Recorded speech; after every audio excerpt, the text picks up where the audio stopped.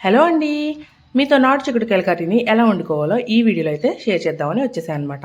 ఒక బాండిలో ఆయిల్ వేసుకొని అది వేడెక్కిన తర్వాత ఆనియన్, ఉల్లిపాయ అలాగే పసుపు వేసి బాగా వేయించుకోండి. ఇవి మగ్గేలోపు మనం ఒక గిన్నెలో వాటర్ తీసుకొని ఆ వాటర్ కొద్దిగా బాయిలింగ్ స్టేజ్కి వచ్చినప్పుడు మనం ముందుగా బాగు చేసి పెట్టుకున్న ఈ చిక్కుడుకాయలను అయితే ఈ వాటర్లో వేసేసుకోవాలి. ఇవి ఎక్కువసేపు కాకుండా జస్ట్ ఒక పొంగు వచ్చే వరకు ఉడికించుకుంటే సరిపోతుందన్నమాట. ఇలా వచ్చిన తర్వాత మనం ఒక బెజ్జాల గిన్నెలో అయితే వేసి స్టెయిన్ చేసేసుకోవాలి.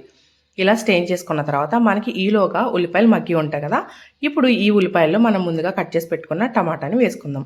సన్నగా కట్ చేసి వేసుకోండి, బాగుంటుంది. టమాటాలు కూడా బాగా మగ్గిన తర్వాత మనం ముందుగా ఉడకపెట్టి పక్కన పెట్టుకున్న ఈ చిక్కుడుకాయలను అయితే ఇందులో వేసుకోవాలి. ఇలా చేయడం వల్ల మనకి చిక్కుడుకాయలు పసరవాసన రాకుండా ఉంటాయి. అంతేకాకుండా ఇవి 2 నిమిషాలు ఆ ఉల్లిపాయల్లోనే మగ్గించుకోండి, అప్పుడు బాగుంటుంది. తర్వాత అందులో కారం వేసి కారం పచ్చివాసన పోయే వరకు మగ్గించుకున్న తర్వాత కొద్దిగా వాటర్ వేసుకొని మనం దగ్గరికి అయ్యే వరకు ఉడికించుకోవడమే, అంతే. మీకు నచ్చితే కొత్తిమీర వేసుకోండి, నాకైతే నచ్చదు, నేను అందుకే స్కిప్ చేశాను అనమాట. ఇలా దగ్గరికి అయిన తర్వాత సర్వ్ చేసుకొని ఎంజాయ్ చేయడమే. చాలా అంటే చాలా టేస్టీగా ఉండే ఈ చిక్కుడుకాయ కర్రీని మీరు కూడా ట్రై చేయండి. ఇంతే సింపుల్గా వండుకుంటేనే మనకి చిక్కుడుకాయ నేచురల్ ఫ్లేవర్ని మనం ఎంజాయ్ చేయగలుగుతాం అనమాట.